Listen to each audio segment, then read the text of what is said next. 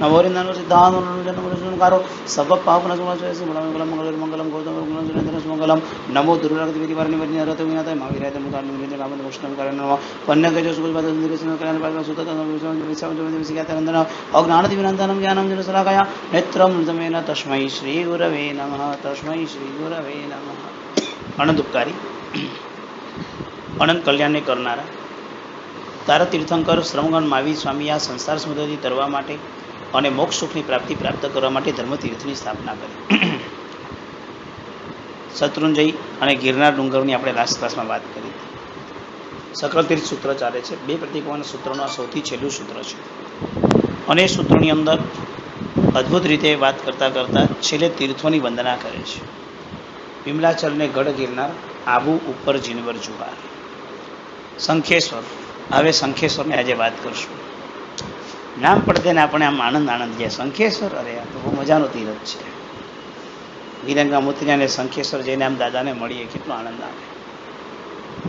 પરમાત્માની પ્રતિમા બહુ અજોડ છે. વિશિષ્ટ કોટીની આ પરમાત્માની આ પ્રતિમા, એની વિશિષ્ટતા ખરેખર બહુ અદ્ભુત છે. આજથી આ જે 24 થયા આદિનાથ પરમાત્માથી પ્રભુ મહાવીર સ્વામી, એની પહેલાંની 24માં દામોદર નામના પરમાત્મા હતા અને એ વખતે અષાઢી નામનો એક શ્રાવક હતો. શ્રાવકે પરમાત્માને પહેલો પ્રશ્ન કર્યો, પરમાત્મા મારો મોક્ષ કોનાથી? પ્રભુ મળે ત્યારે પહેલો પ્રશ્ન શું પૂછવાનો?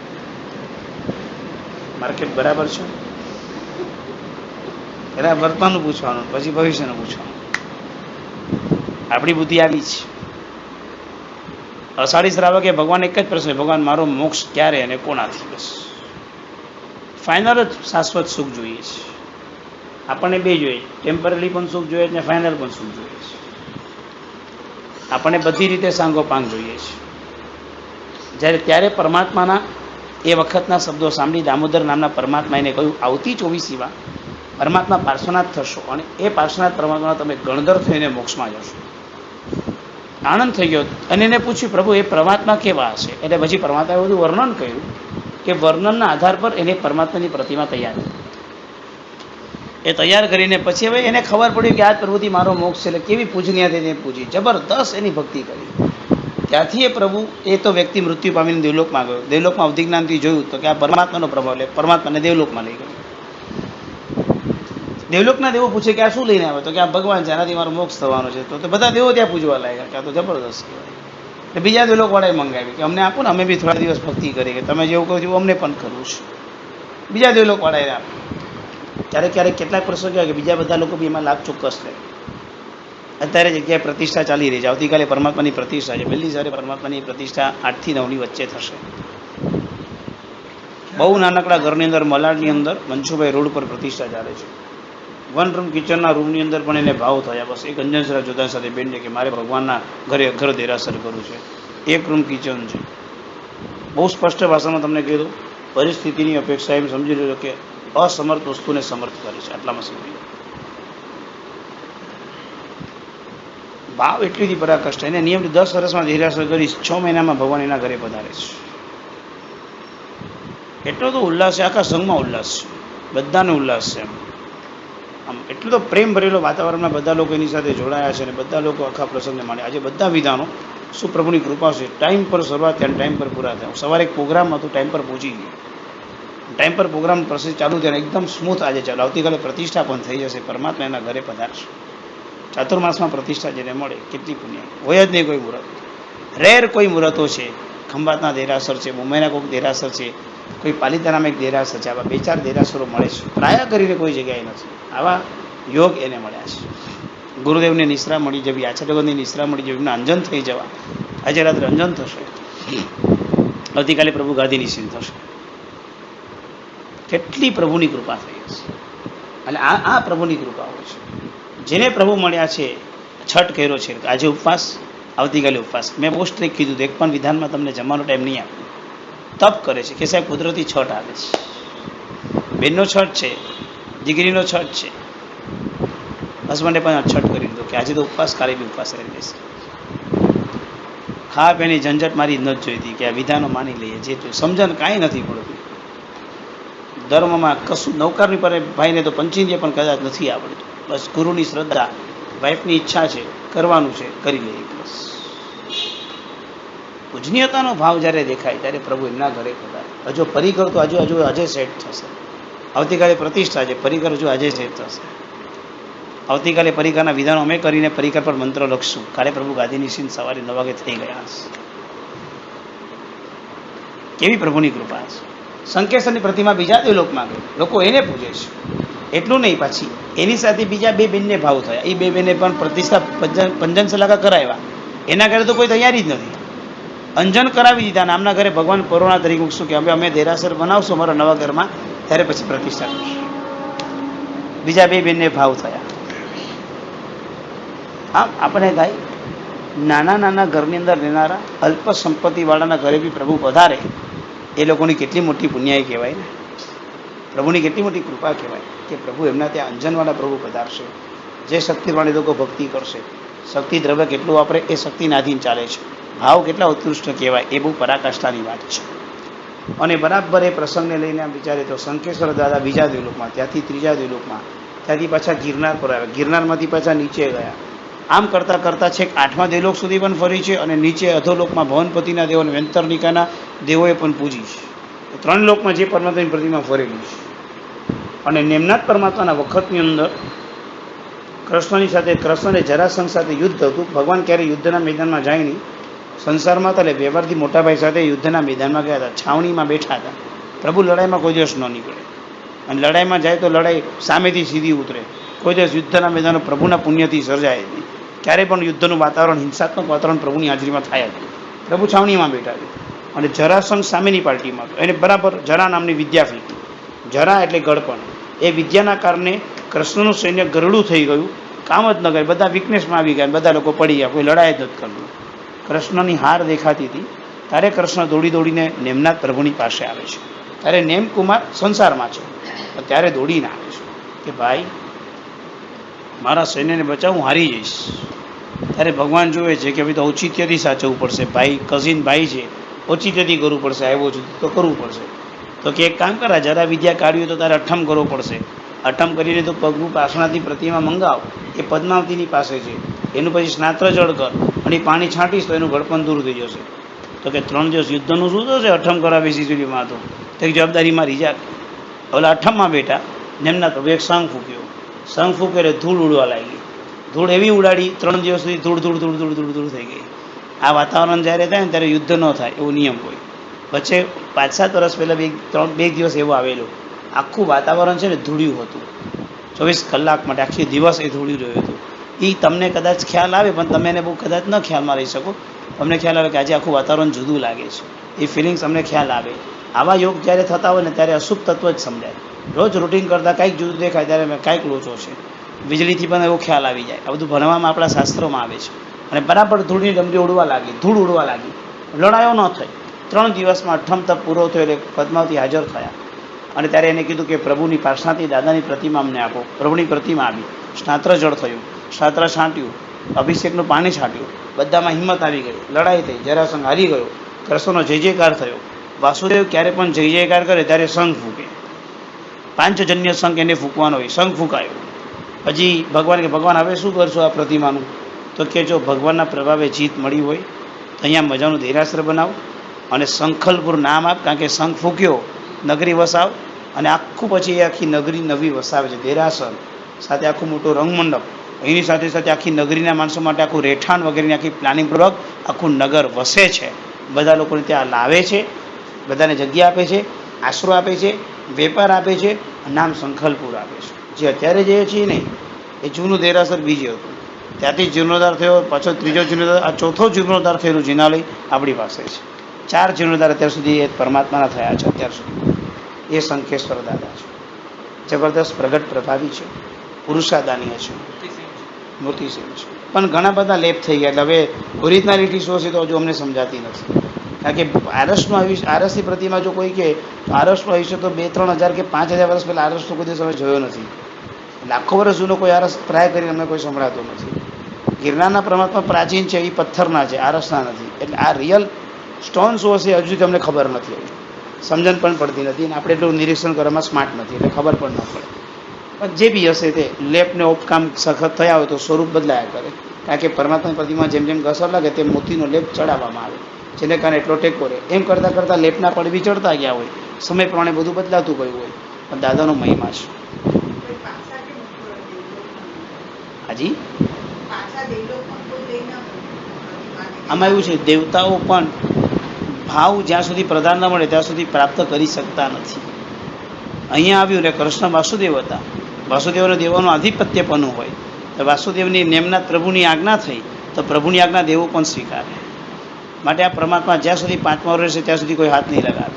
5માનો અંતિમ સમય આવશે ત્યારે કોઈ દેવતાની બુદ્ધિ જાગશે લઈ જશે. ત્યાં સુધી આ પરમાત્મા એ બી ક્યારે લઈ જશે કે અહીંયા કોઈ હવે છે નહીં અને આ લોકોને લાયક નથી ને ખંડિત થશે, એમ થશે માટે પરમાત્માને લઈને જશે. ત્યાં સુધી લઈ નહીં, એવું મને લાગે છે. બાકી સત્ય તો શું થશે એ જ્ઞાની જાણે. કહી દો એમાં નેમિરાજી ચિત્ત વિરાજી. ભગવાન પાર્શવનાથ જ્યારે સંસારમાં હતા ને ત્યારે પાર્શવનાથ પરમાત્માના ઘરની અંદર એક ફ્રેમ હતો અને ફ્રેમમાં નેમનાથ ભગવાનનો લગ્નનો વરઘોડો હતો. એટલે આપણા ઘરે ફ્રેમ કેવી હોવી જોઈએ તો કે આવી ફ્રેમ હોવી જોઈએ જેમાંથી વૈરાગ્ય મળે. એટલે એવી ફ્રેમ હતી. એટલે ફ્રેમને જોઈને છે ને એ પાર્શવનાથ પરમાત્માએ વડીલોને પૂછ્યું આ શું છે, આ ફ્રેમ છે નહીં? એટલે કે આવી રીતે એક નેમનાથ પ્રભુ થઈ ગયા હતા, એ રાજુને પરણવા જતા હતા, હરણનો પોકાર સાંભળ્યો તો ભગવાન દીક્ષા લીધી. આટલું સમજતાની સાથે છે મારે તો આ જ કામ કરવાનું છે, નીકળી લાવી ફ્રેમ કરી રાખવામાં આવે. ક્યારે આવ્યો આવી ફ્રેમ હોવી વૈરાગ્ય થાય ને.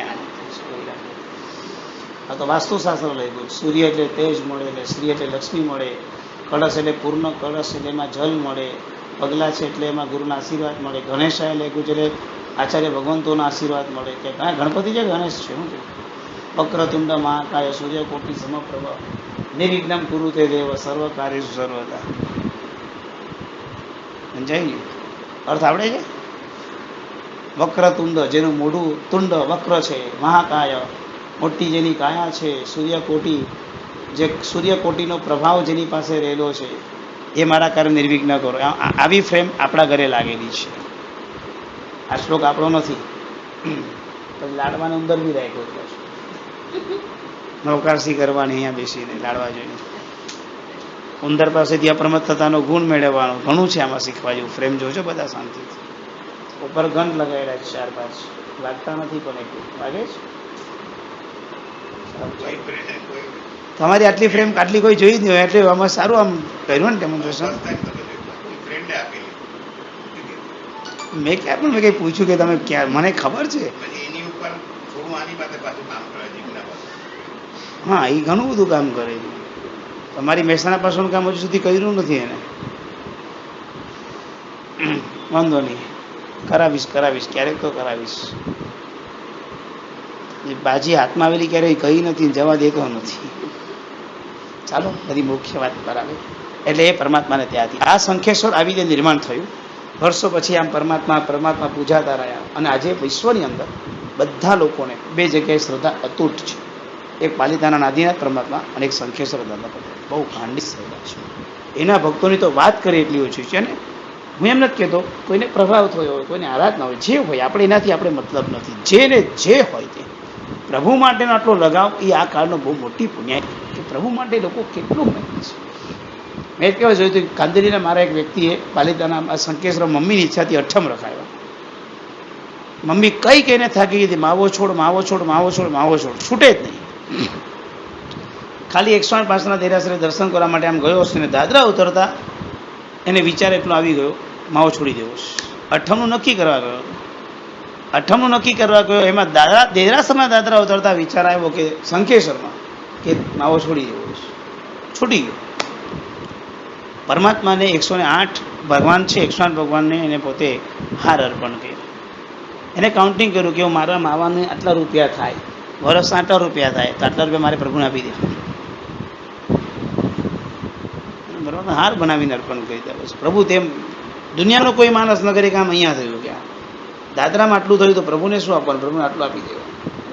લોકોના વ્યક્તિગત રીતે લોકોના જે કર્મો, જે બી કોઈ પોતાની પ્રતિજ્ઞા, ભાવના, જે બી કાંઈ હોય એ બધી વસ્તુની સીધી જ્યારે દાદાના પ્રભાવે થયું ત્યારે દાદા પ્રત્યેનો તો આનંદ હોય. મને તો આ બધું ઠીક, લોકોને શું ફળ મળે બધું તો મળે, એમાં મને કંઈ બહુ ચિંતા નથી.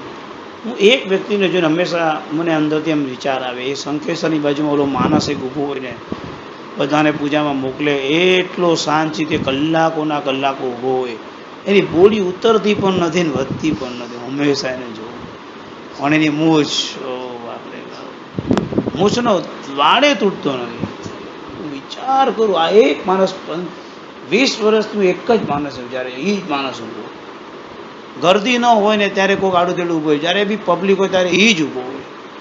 મેં એને કોઈને વળતા નથી જોયો, મેં કોઈને એને બોલતા નથી જોયો, મેં કોઈની સામે એને હસતા નથી જોયો. એટલો સિન્સિયરલી એ વ્યક્તિ ભગવાનની સેવા કરી રહ્યો છે. ના, એની ઉંમર પણ નથી, સાચે રિયલી. હું એ વ્યક્તિને દેરાસર તો ભગવાને પછી જોવા મળે ન મળે, હું એને જોઈને ગાંડો થઈ જાઉં છું. ભગવાન તે દાસ પણ કેટલો સિલેક્ટ કરીને રાખ્યો. દાસ દીક્ષાર્થીઓને પણ દીક્ષાની પત્રિકા હોય, પ્રમાણ હોય કે દીક્ષા લેવા તો જ અભિષેકમાં જવા માટે મળે. પૈસા ખાતો નથી જો મેં આને આજ દિન સુધી 10 રૂપિયા નોટ લેતા નથી જોયો, આજ દિન સુધી. હું વિચારું છું કે દાસ પણ આવો થવો તો ભગવાન આવો દાસ થવો. આમ દોરડી પકડીને ઊભો હોય, પડે પણ નહીં, એનું ટેકો બી એને સંભાળી લીધો, ખુરશી પણ ન ત્રાગી. મેં આવો દાસ આજ દિન સુધી કોઈ નથી જોયું.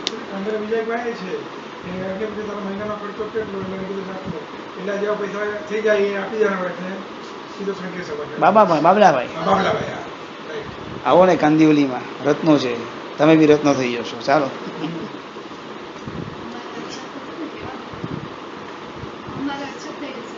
ના ના, કર્મક્ષેત્રમાં એક એક રત્નો છે, હવે તો માની લીધું છે. પણ દાદાનો મહિમા પ્રભાવ અચપ છે. અને પ્રભાવને બધા મહિમા કરતા બી આ કલિકાળમાં આ છે ને આલંબન માટે શ્રદ્ધાથી આપણે ટકીને બેઠા છે. બહુ મોટું આલંબન છે. આવડા મોટા ભૂકંપો જ્યારે અમદાવાદને બિલ્ડિંગો પડી જાય ત્યારે દાદાના મંદિરને ખર્ચ માત્ર પણ ના આવે. આ કેવા પ્રભુના પ્રભાવ છે. એક એક નિમિત્તો જોયે, બધું કેટલું વાતાવરણ એવું છે. કંડલા બંદરનું વાવાઝોડું જોયું છે, તોફાનો જોયા છે, કેટલું ગુજરાત પર આવે. પાણીઓ કેવા, વરસાદ બી કેવા પડે, આખા પાણીઓ ભરાઈ જાય. પણ કોઈ દિવસ દાદાના દરબારમાં કોઈ આટલું બી તસું માત્ર પણ નાનું મોટું બી એવો પ્રોબ્લેમ ના આવે, બધું ગોઠવાય. એ દાસ જોઈને મને ગઈ એમ થાય કે આ કેવા પ્રભુના દાસ છે. પ્રભુના સિલેક્ટેડ દાસો પણ કેટલા સરસ છે. પ્રતિમા આખા પરિકરની અંદર 3 નાની ખીલ્લી જેટલા ભાગથી આમ ટેકીને રહેલા છે, બાકી આખા અધ્ધર છે. ટચ નથી, આમ બેસાડે નથી ભગવાન, આમ ખાલી 3 જગ્યાએ નાનકડી ખીટ્ટી છે, બાકી આખા નીચેથી અધ્ધર છે. એટલે આ બધી એક એક વસ્તુ જોતા એ બધું તો બાહ્ય વૈભવ કીધો. પણ જે લોકોની દીક્ષા નથી થતી એમની દીક્ષા થઈ ગઈ છે પ્રભુના પ્રભાવે. આમ રડ્યા છે પ્રભુની પાસે. જેના મા બાપે એમ કીધું મરી જશો ઠાઠડી નીકળશે પણ તારી દીક્ષા નહીં નીકળે મારા ઘરથી, આવું બોલનારા મા બાપોના પાસેથી દીક્ષા થઈ ગઈ. બધા કર્મો તૂટ્યા છે. એક રોગી હતો, આંખની અંદર એને રોગ હતો, એનું ઓપરેશન એવું હતું કે ઓપરેશન જો સફળ ના થાય તો એની આંખ જતી રહે. તેને ડૉક્ટર સાહેબ અઠવાડિયાનો ટાઈમ આપો ને શંખેશ્વર દાદાના છેલ્લા દર્શન કરી લો. બોલો એ ભાવ આવો બી કેટલો દુર્લભ છે. એ વ્યક્તિને ભાવ આવ્યો, શ્રદ્ધા તો હતી, ત્યાં પહોંચ્યો, દાદાના દર્શન કર્યા. પ્રભુને એમ વિનંતી, પ્રભુ અમારા છેલ્લા દર્શન છે, કદાચ હું કાલે તને ન જોઈ શકું, પ્રભુ તમારે દર્શન આપજે. એમ બહુ. અને રિયલી જ્યારે દુઃખ હોય ને ત્યારે માણસનો ભાવ પણ વર્ણન કરવામાં બહુ જ સારો હોય. એ પછી આમ આંખમાંથી આમ નવો જળ લગાવીને આવી ગયો અને ડૉક્ટર પાસે ફરીથી રિપોર્ટ કરાવ્યો અઠવાડિયા પછી ના, તો એને આંખમાંથી રોગ જ જતો રહ્યો.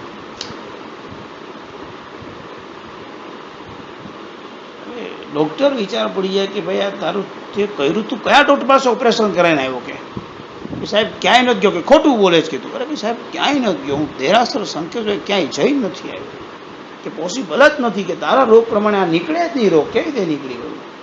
એટલે આશ્ચર્યથી ડૉક્ટર બી એમ કંઈ શંકાથી નહીં, પણ એને આશ્ચર્ય લાગ્યું કે આ કેવું, તું ક્યાં જઈ આવ્યો કે આ આવું થઈ ગયું.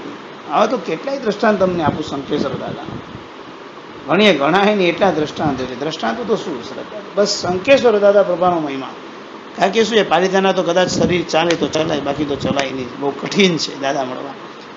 પ્રભુ પાસના તો એવું છે કે આમ વેગ છે. અને ફોરેનર જેટલા બી ઘરો જોયા તે બધાના ઘરે પાસા દાદાનો ફોટો લગભગ હોય છે. કાં તો પ્રતિમા મળે ને કાં તો ફોટો મળે. વર્લ્ડ વિશ્વ વિખ્યાત આમ પ્રભુ બન્યા. ચારે બાજુ શંખેશ્વર શંખેશ્વર શંખેશ્વર શંખેશ્વર પ્રસિદ્ધ થઈ ગયું. 108 નામ તો છે, 1008 નામ પણ મળી. અને નામ પર બી આમ ક્યારેક વિચાર આવે કે કેવા નામ છે. આમ આશ્ચર્ય થાય. નાગેશ્વર દાદાની પ્રતિમાને જોઈએ, તળાવના કિનારે પથ્થર આમ ઊંધો પડેલો હતો, લોકો કપડાં ધોતા હતા. ગુરુદેવ નીકળ્યા છે, વિચાર્યું કે આ પથ્થર તો કે માણસની આકૃતિ જેવો દેખાય છે. એ ગામના લોકો આદિવાસી બધી પ્રજાજનોને સમજાવ્યા, કર્યા, કરવ્યા. પથ્થર ચત્તો કર્યો તો ભગવાનની પ્રતિમા દેખાય, પથ્થર ઊભો કર્યો. બધાને કે આ પથ્થર નથી, આ ચમત્કારિક બાવા છે કે એમ સમજાવી કરીને આખા પરમાત્માની પ્રતિમાને ત્યાં લાવીને દેરાસર નિર્માણ કરીને પ્રતિમાને કેટલો શ્રમ કર્યો છે.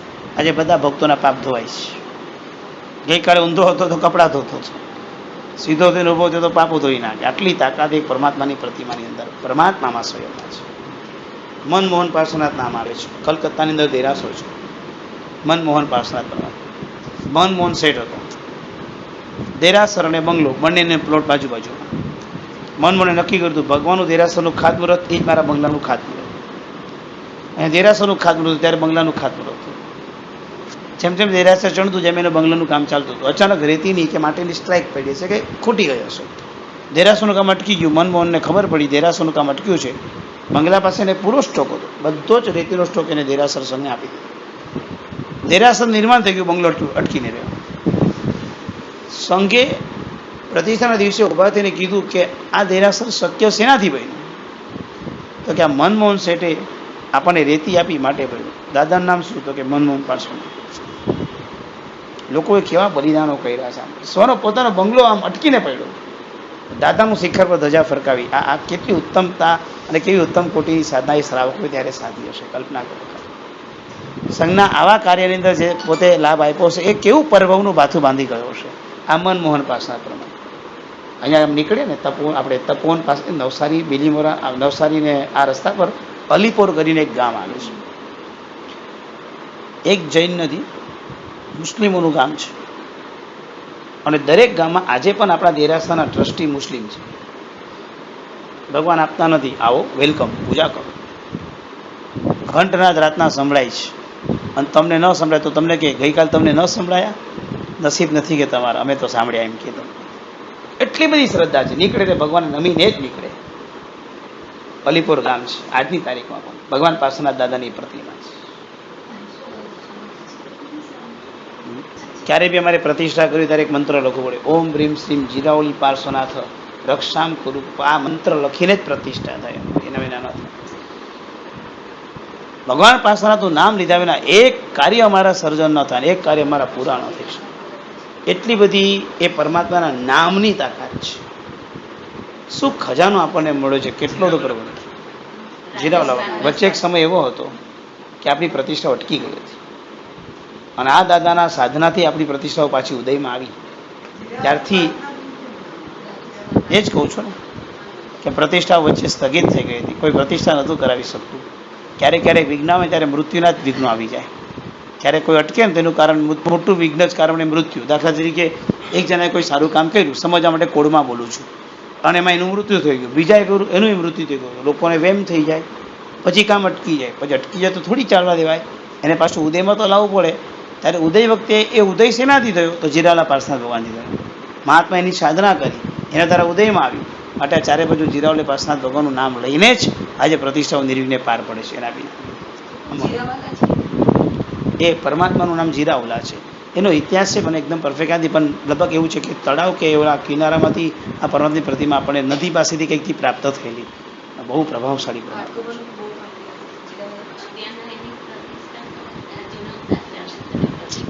તો આ જે મહિમાઓ છે પ્રભુના, એ પરમાત્માના જે સૂક્ષ્મ મહિમાઓ છે, મહિમાઓને જ્યારે જ્યારે આમ નિહાળીએ, જ્યારે જ્યારે વિચારીએ ત્યારે એટલો તો આનંદ આવે.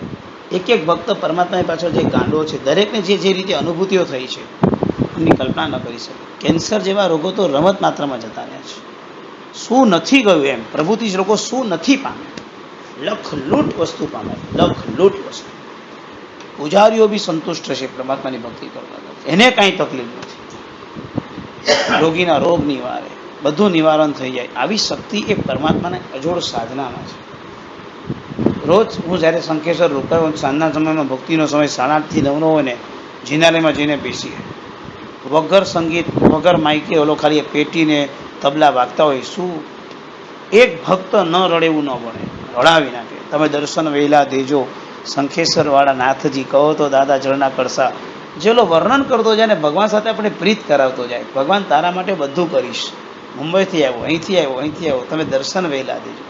જે પ્રીતિ કરાવે, જે આનંદ કરાવે, જે અનુભૂતિ કરાવે, જાણે સાક્ષાત. અને એ પરમાત્માના 3 રૂપ જોવા માટે મળે. સવારે વહેલા જાઓ, બાલ્ય રૂપ મળે.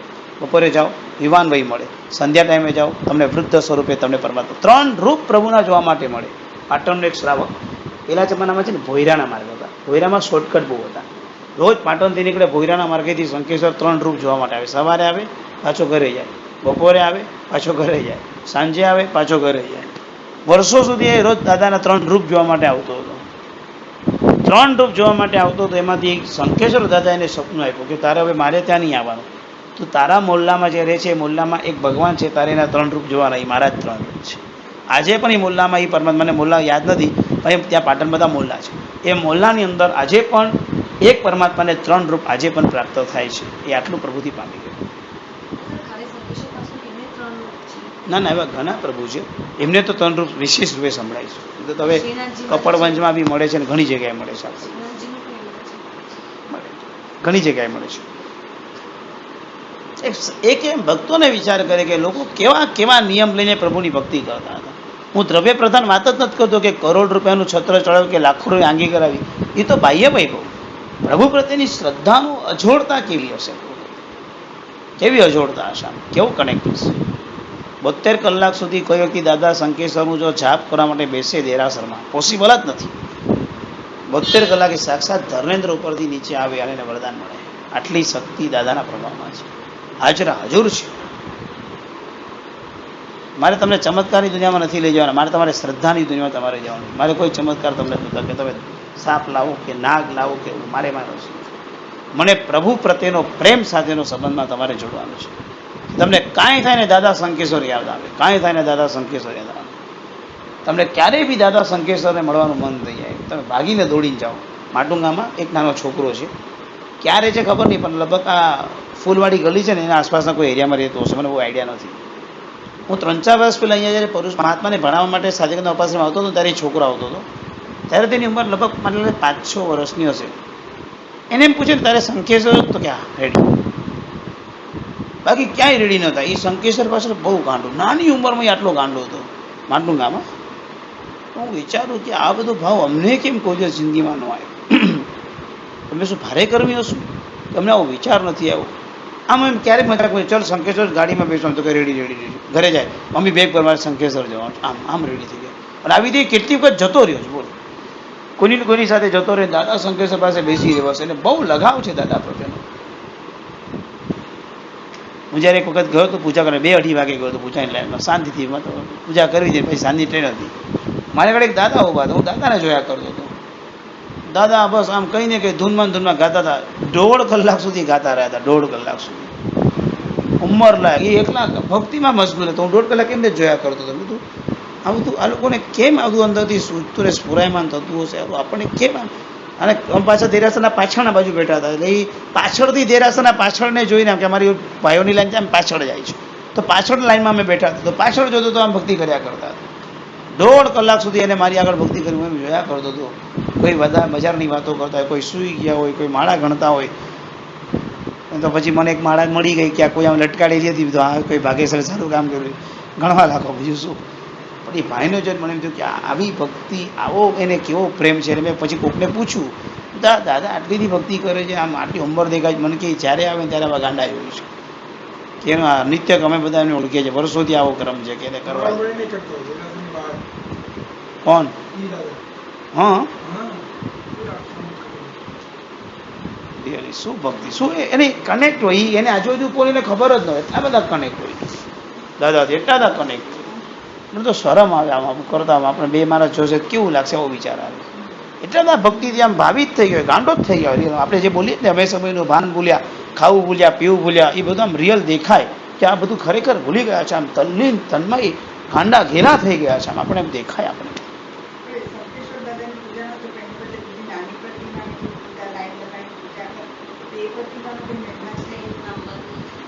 છે ને શંકેશ્વર ગામના સૌથી જૂના ભગવાન છે. એટલે ત્યારે ગામમાં પેલા કોઈ દેરાસર બન્યું હશે ને વર્ષો પહેલા, તો એ પરમાત્મા ત્યાં હતા, ગામમાં જ પૂજાતા હતા. અને પછી એ દેરાસર જીર્ણોદ્ધાર થયો છે, તો એ પરમાત્મા અહીંયા લાવી દીધા. આવું કંઈક નિર્માણ કર્યું.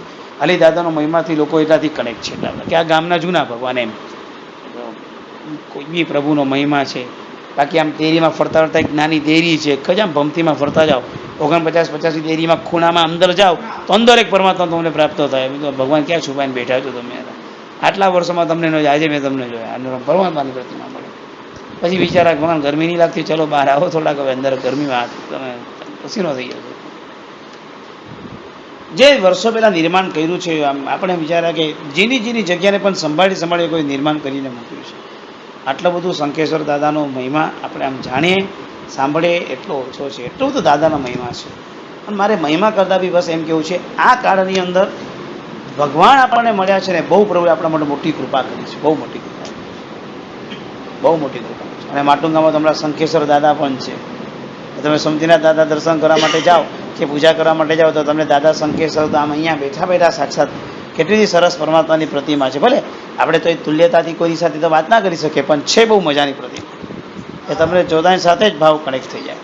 હું તો જ્યારે આ સોમયા ગ્રાઉન્ડની અંદર પ્રતિષ્ઠા મહોત્સવ હતો ને, આગલા દિવસે સાંજ સુધી અમે લોકોને ખબર નહીં કે પ્રતિષ્ઠામાં શું કરે. અવડો કે કામ એટલા બધા ચાલતા હતા. જીનારીનું કામ ઘણું બધું બાકી હતું. બધું જ કામ પૂરું થવામાં, જીનારીના કામમાં તો બધું કામ પૂરું થયું, જીનારીનું કામ ઘણું બધું અટકી ગયું.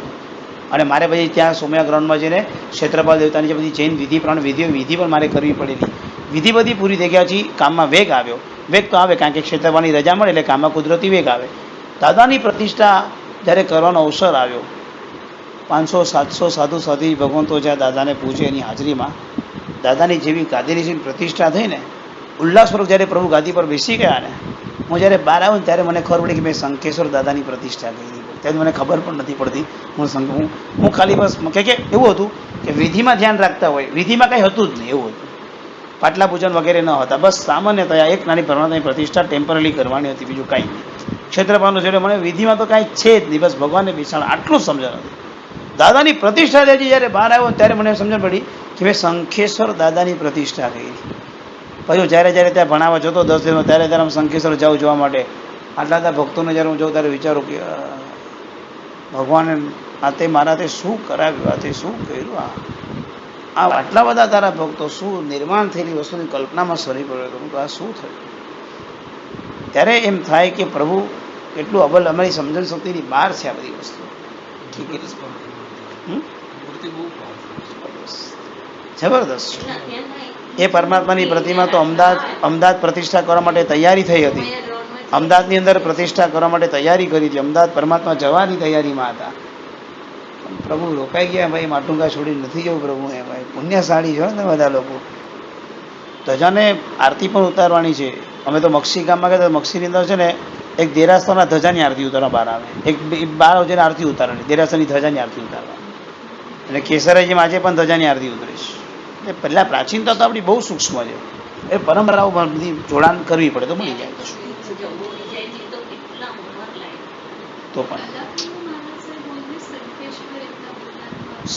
બધા મહાત્માઓને પ્રેમ છે, બધા મહાત્માઓને ભગવાન પાસે એટલો લગાવ છે, કંટ્રોલ જ ન થાય એટલો અટેચમેન્ટ. તમે જાઓ તો તમને બી પ્રમાણથી અટેચ થઈ જાય. તો બધા મહાત્માનું તો કેટલું તો અટેચમેન્ટ હોય. એના ભરોસે આખું જીવન એ લોકોનું ચાલતું હોય. તો પછી દીક્ષા મળી હોય એ લોકોને, હોય જ ને એટેચમેન્ટ, કેમ ન હોય?